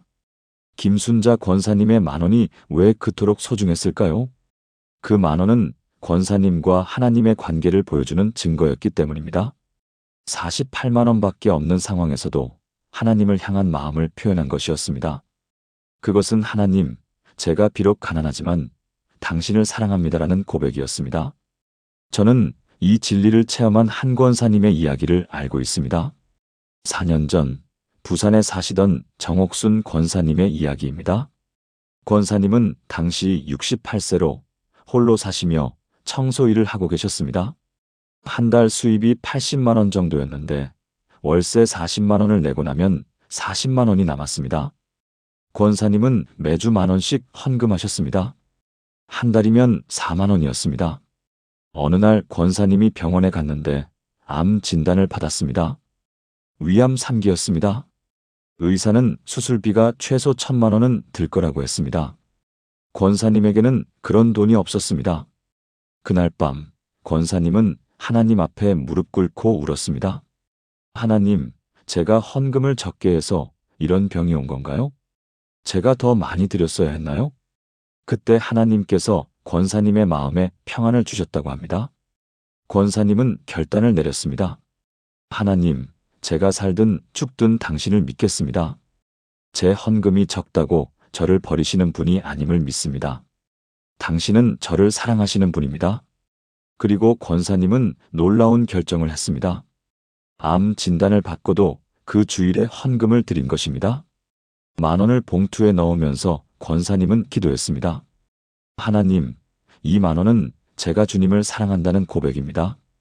제 병이 나으면 주님께 영광 돌리고 낫지 않아도 주님을 사랑합니다. 2주 후 기적이 일어났습니다. 권사님의 이야기를 들은 한 의사가 무료로 수술을 해주겠다고 연락이 온 것입니다. 그 의사도 같은 교회 성도였는데 권사님의 이야기를 듣고 감동을 받았다고 합니다. 수술은 성공적이었고 암도 완전히 제거되었습니다. 1년 후 검사 결과 재발 징후도 없었습니다. 지금 권사님은 건강하게 청소 일을 계속하고 계십니다. 그리고 여전히 매주 10,000원씩 헌금하고 계십니다. 제가 권사님께 여쭤봤습니다. 권사님, 수술비를 아끼셨는데 헌금을 늘리지 않으시나요? 권사님은 미소 지으며 대답하셨습니다. 목사님, 10,000원이나 10만 원이나 제 마음은 똑같아요. 중요한 건 하나님을 사랑하는 제 마음이지 액수가 아니잖아요. 하나님은 제가 많이 드려서 저를 고쳐주신 게 아니에요. 저를 사랑하셔서 고쳐주신 거예요. 그리고 저도 하나님을 사랑하기 때문에 헌금하는 거예요. 여러분, 이것이 진정한 헌금입니다. 거래가 아니라 관계입니다. 조건이 아니라 사랑입니다. 많이 드린다고 더 사랑받는 것이 아니고 적게 드린다고 덜 사랑받는 것이 아닙니다. 하나님은 우리의 헌금 액수와 상관없이 우리를 사랑하십니다. 그리고 우리는 그 사랑에 대한 응답으로 헌금합니다. 사랑하는 여러분, 지금 저와 함께 이렇게 기도해 보시겠습니까? 사랑의 하나님 아버지, 헌금이 거래가 아니라 관계임을 깨닫게 하시니 감사합니다. 제가 많이 드린다고 더 사랑받는 것도 아니고 적게 드린다고 덜 사랑받는 것도 아님을 고백합니다. 하나님, 저는 믿습니다. 주님은 제 헌금 때문이 아니라 저라는 존재 그 자체를 사랑하시는 분이십니다. 제 헌금이 조건이 아니라 사랑의 표현이 되게 하시고 거래가 아니라 관계의 고백이 되게 하소서. 주님과의 아름다운 사랑의 관계 속에서 기쁨으로 드리게 하소서. 예수님의 이름으로 기도합니다. 아멘. 이 사랑의 관계를 마음에 새기고 5번째 진리로 나아가겠습니다. 해시태그 5번째 하나님의 사랑은 조건이 없습니다. 헌금에 대한 두려움의 뿌리에는 이런 생각이 있습니다. 내가 헌금을 적게 하면 하나님이 나를 사랑하지 않으실까? 내가 11조를 못하면 하나님이 나를 벌하시지 않을까? 이런 생각은 하나님의 사랑을 조건부로 만듭니다. 하지만 성경은 분명히 말씀합니다. 하나님의 사랑은 조건이 없다고. 로마서 8장 38절부터 39절입니다. 내가 확신하노니 사망이나 생명이나 천사들이나 권세자들이나 현재 일이나 장래 일이나 능력이나 높음이나 깊음이나 다른 어떤 피조물이라도 우리를 우리 주 그리스도 예수 안에 있는 하나님의 사랑에서 끊을 수 없으리라. 이 말씀을 보십시오. 다른 어떤 피조물이라도 하나님의 사랑에서 우리를 끊을 수 없다고 합니다. 여기에는 우리의 헌금 액수도 포함됩니다. 우리가 많이 드리든 적게 드리든 아예 못 드리든 그 어떤 것도 하나님의 사랑에서 우리를 끊을 수 없습니다. 김순자 권사님이 무너진 이유가 무엇이었습니까? 헌금 10,000원이 전부입니까? 라는 한마디가 권사님에게 이렇게 들렸던 것입니다. 당신은 하나님을 충분히 사랑하지 않는다. 당신의 헌금으로는 부족하다. 당신은 좋은 신자가 아니다. 이런 생각들이 50년 신앙을 무너뜨렸습니다. 하지만 이것은 진리가 아닙니다. 하나님의 사랑은 우리의 행위에 달려있지 않습니다. 우리의 헌금에 달려있지 않습니다. 하나님은 우리가 하나님이기 때문에, 우리를 창조하셨기 때문에 우리를 사랑하십니다. 조건 없이 무조건적으로 사랑하십니다. 저는 이 진리를 깊이 깨달은 한 형제님의 이야기를 알고 있습니다. 5년 전 대구에 사시던 박성민 집사님의 이야기입니다. 집사님은 당시 42세로 사업 실패로 모든 것을 잃은 상태였습니다. 빚이 3천만 원 있었고 아내와 2아이를 먹여 살려야 했습니다.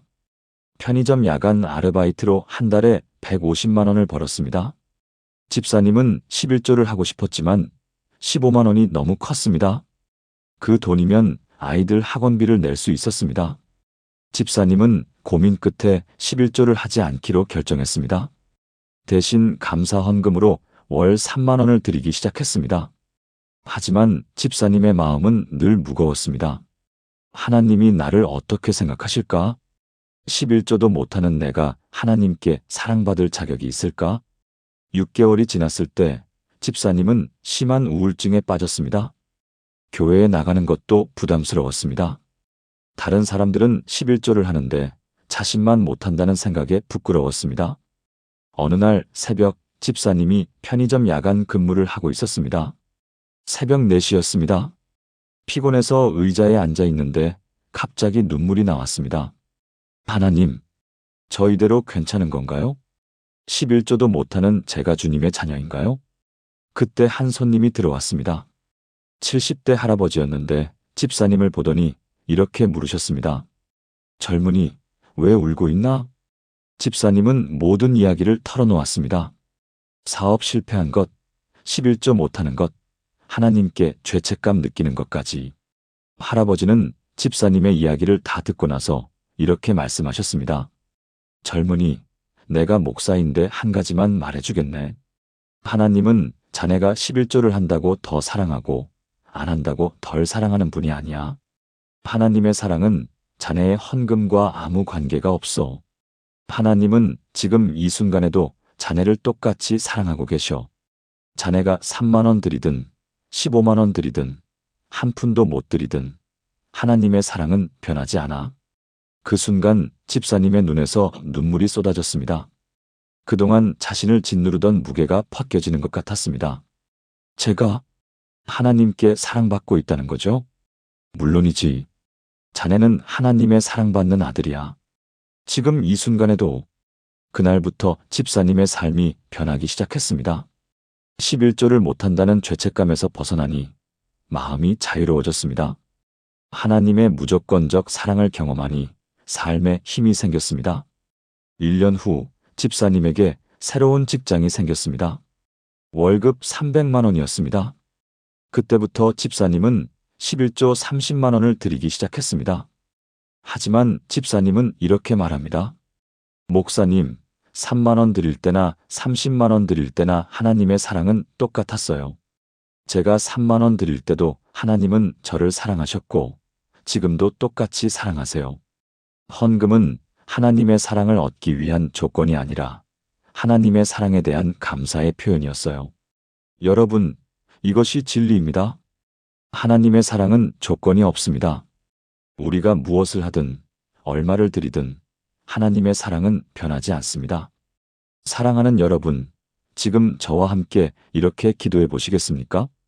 영원하신 하나님 아버지, 조건 없는 사랑으로 저를 사랑하시니 감사합니다.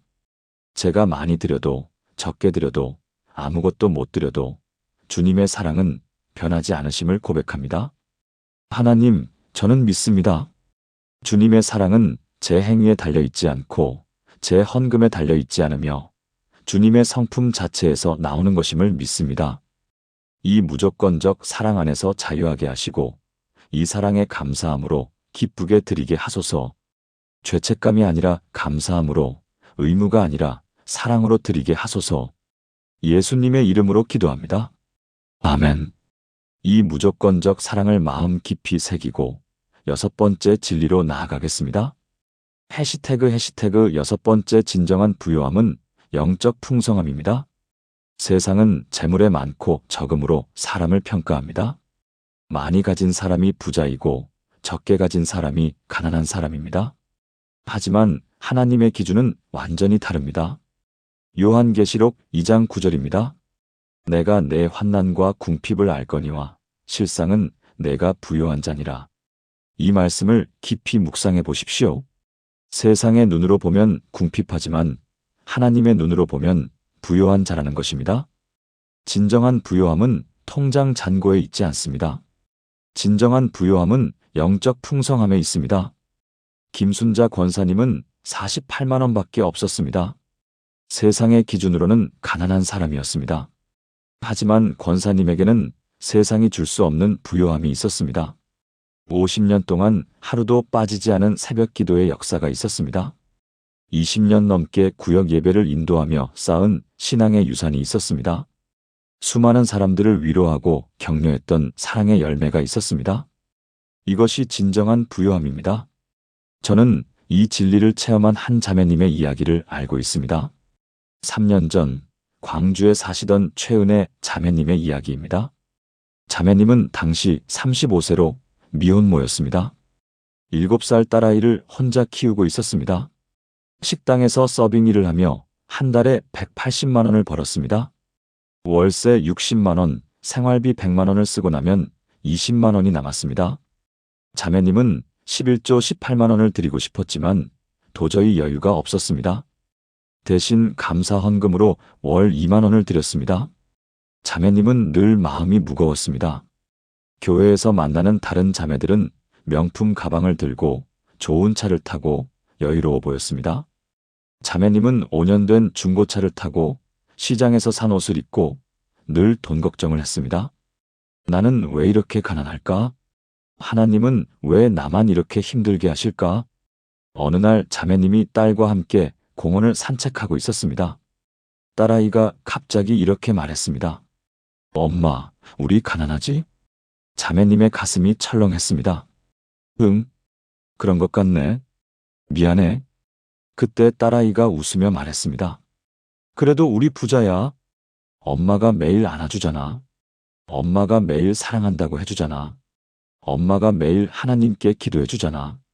친구네는 돈은 많은데 엄마 아빠가 안 안아줘. 우리가 더 부자야. 그 순간 자매님의 눈에서 눈물이 쏟아졌습니다. 자신이 얼마나 부요한 사람인지 깨달았기 때문입니다. 돈은 없지만 딸에게 사랑을 줄 수 있었습니다. 명품은 없지만 하나님의 사랑을 알았습니다. 여유는 없지만 기도할 수 있었습니다. 그날 밤 자매님은 하나님께 기도했습니다.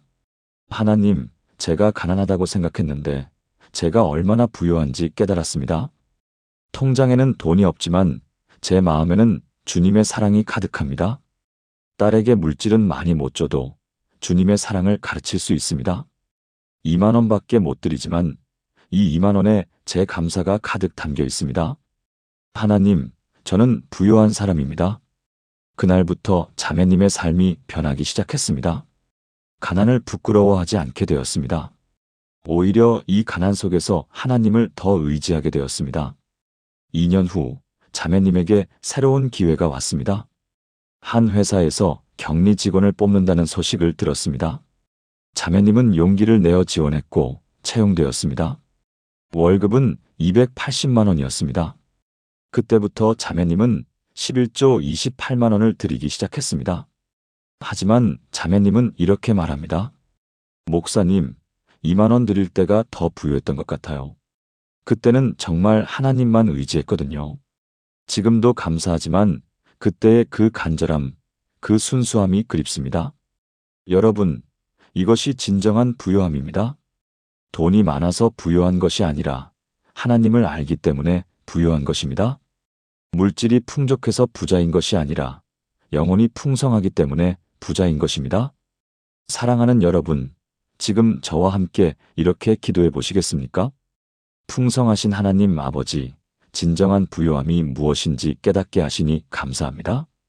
세상은 재물로 사람을 평가하지만 주님은 영혼의 풍성함으로 보심을 고백합니다. 하나님, 저는 믿습니다.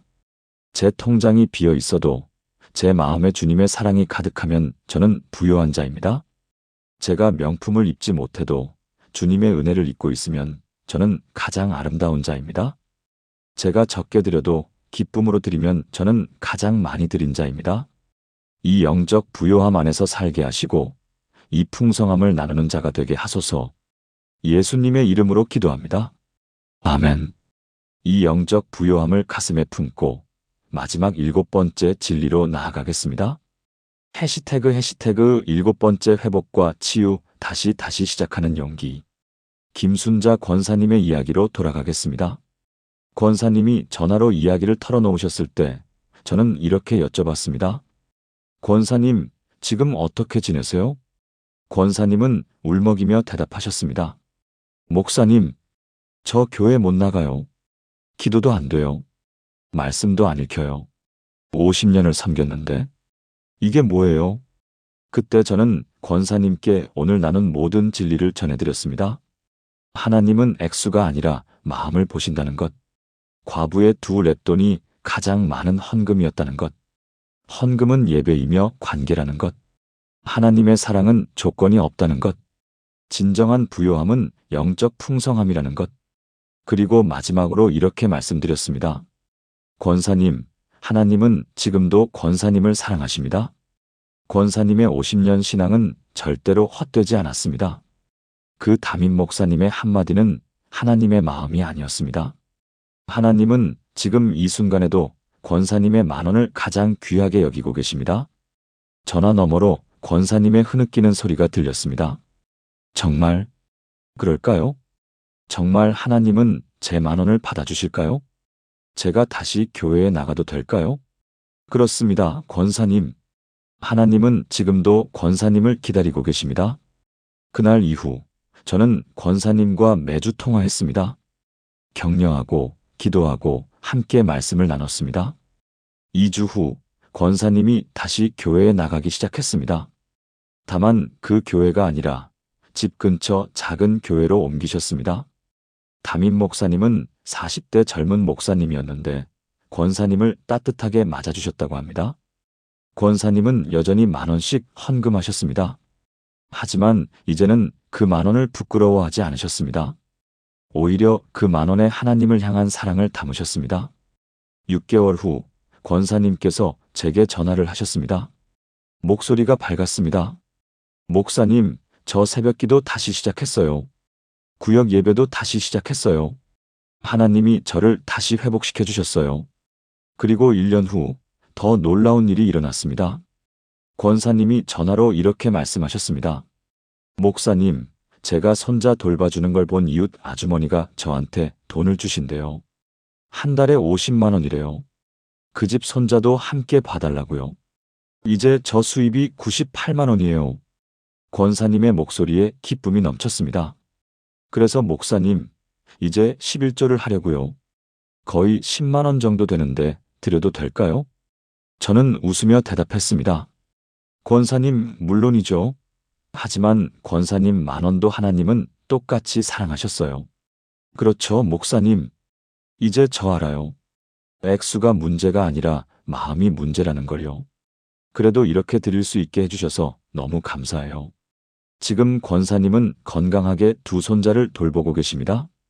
매달 11조 약 10만 원을 기쁨으로 드리고 계십니다. 새벽 기도를 빠지지 않고 구역 예배를 섬기고 계십니다. 그리고 권사님은 이제 다른 성도들에게 이렇게 간증하신다고 합니다. 헌금은 액수가 아니라 마음입니다. 하나님은 여러분의 통장이 아니라 여러분의 마음을 보십니다. 부끄러워하지 마세요. 하나님은 여러분을 사랑하십니다. 여러분, 혹시 지금 상처받아 계신가요? 헌금 때문에 마음이 무거우신가요? 교회 나가기가 부담스러우신가요? 오늘 이 말씀을 기억하십시오. 하나님은 여러분을 사랑하십니다. 여러분의 헌금이 많든 적든 하나님의 사랑은 변하지 않습니다. 다시 시작할 수 있습니다. 회복될 수 있습니다. 지금이 바로 그때입니다. 사랑하는 여러분, 지금 저와 함께 이렇게 기도해 보시겠습니까? 회복의 하나님 아버지, 상처받은 제 마음을 만져주시고 치유해 주시니 감사합니다. 제가 다시 일어설 수 있는 용기를 주시고 새롭게 시작할 수 있는 힘을 주시니 감사합니다. 하나님, 저는 고백합니다. 제가 무너졌어도 주님은 저를 포기하지 않으셨고, 제가 쓰러졌어도 주님은 저를 일으키시며, 제가 상처받았어도 주님은 저를 치유하십니다. 이제 저는 다시 일어섭니다. 상처에서 벗어나 자유함으로, 두려움에서 벗어나 확신으로, 부끄러움에서 벗어나 당당함으로 나아갑니다. 제 헌금이 다시 기쁨이 되게 하시고, 제 예배가 다시 감사가 되게 하시며, 제 신앙이 더욱 견고해지게 하소서. 예수님의 이름으로 기도합니다. 아멘. 이 회복의 능력을 믿으며 이제 마지막 통합 기도로 나아가겠습니다. 지금까지 나눈 7가지 말씀을 하나의 기도로 드리겠습니다. 함께 마음을 모아 기도하시겠습니까? 전능하시고 사랑이 풍성하신 하나님 아버지, 오늘 이 귀한 시간 주신 것을 감사드립니다. 헌금에 대한 진정한 진리를 깨닫게 하시고 상처받은 마음을 치유하시며 회복의 은혜를 경험하게 하시니 진심으로 감사합니다. 하나님, 저는 이제 고백합니다. 주님은 제 헌금의 액수가 아니라 제 마음을 보시는 분이십니다. 과부의 2렙돈처럼 제가 드리는 작은 헌금도 주님 앞에서는 가장 귀한 헌금입니다. 헌금은 단순한 물질이 아니라 주님께 드리는 진정한 예배이며 주님과의 사랑의 관계를 표현하는 것입니다. 주님의 사랑은 제 헌금의 조건이 달려있지 않고 제가 무엇을 하든 변함없이 저를 사랑하시는 무조건적 사랑입니다. 진정한 부요함은 통장 잔고에 있지 않고 주님을 아는 영적 풍성함에 있으며 저는 이미 가장 부요한 자임을 믿습니다. 오늘 이 진리 안에서 모든 상처가 치유되고 무너졌던 신앙이 회복되며 다시 일어서는 용기가 임하기를 간구합니다. 아버지 하나님, 지금 이 말씀을 듣는 모든 분들이 헌금의 두려움에서 벗어나게 하소서. 액수 때문에 부끄러워하지 않게 하시고 다른 사람과 비교하며 움츠러들지 않게 하소서. 대신 기쁨으로, 감사함으로, 사랑으로 드리는 참된 헌금이 되게 하소서. 10,000원이든 100만 원이든 그 안에 담긴 마음을 주님께서 기쁘게 받으시고 그것을 통해 주님과의 관계가 더욱 깊어지게 하소서. 김순자 권사님처럼 상처받았던 분들이 오늘 이 말씀으로 완전히 회복되게 하시고 다시 교회로 새벽 기도로 주님 앞으로 나아오게 하소서. 이제 우리는 알았습니다. 주님은 우리의 통장이 아니라 우리의 마음을 보시고 우리의 액수가 아니라 우리의 사랑을 받으시며 우리의 조건이 아니라 우리 자체를 사랑하신다는 것을 믿습니다. 이 믿음 안에서 자유하게 하시고 이 사랑 안에서 풍성하게 하시며 이 은혜 안에서 기쁘게 살아가게 하소서. 우리의 헌금이 주님께 영광이 되고 우리의 예배가 주님께 기쁨이 되며 우리의 삶이 주님의 사랑을 증거하는 통로가 되게 하소서. 이 모든 말씀이 우리 마음 깊이 새겨지게 하시고 우리 삶 가운데 열매로 맺히게 하소서. 살아계신 예수 그리스도의 이름으로 우리 구주의 이름으로 감사하며 기도드립니다. 아멘. 사랑하는 여러분, 오늘 우리는 7가지 중요한 진리를 함께 나눴습니다. 첫째, 하나님은 액수가 아니라 우리의 마음을 보십니다. 둘째, 과부의 2렙돈처럼 우리의 희생이 하나님 눈에 가장 귀합니다.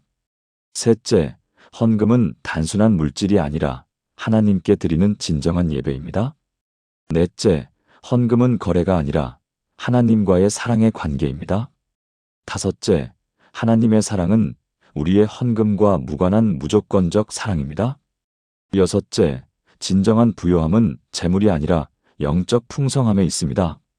일곱째, 상처받았어도 회복될 수 있고 다시 시작할 수 있습니다. 김순자 권사님은 한마디에 무너졌지만 진리를 통해 회복되었습니다. 여러분도 혹시 상처받아 계신다면 오늘이 회복의 날이 되기를 바랍니다. 여러분의 헌금이 많든 적든 하나님은 여러분을 사랑하십니다. 부끄러워하지 마십시오. 비교하지 마십시오. 그저 기쁨으로 드리십시오. 그것이 10,000원이든 1,000원이든 하나님은 여러분의 마음을 보시고 기뻐하십니다. 오늘 이 말씀이 여러분의 마음의 위로가 되고 격려가 되고 힘이 되었다면 좋아요를 눌러주시고 아래 댓글에 아멘이라고 남겨주세요. 그리고 여러분 주변에 헌금 때문에 마음 아파하는 분이 계시다면 이 영상을 꼭 나눠주세요. 한 사람이라도 더 이 진리를 알고 자유함을 얻기를 바랍니다. 여러분 모두에게 하나님의 풍성한 은혜와 사랑이 넘치기를 축복합니다. 여러분의 헌금이 기쁨이 되고 여러분의 예배가 감사가 되고 여러분의 삶이 주님의 사랑으로 가득하기를 기도합니다. 다음 영상에서 또 만나요. 하나님의 사랑이 여러분과 함께하기를 축복합니다. 감사합니다.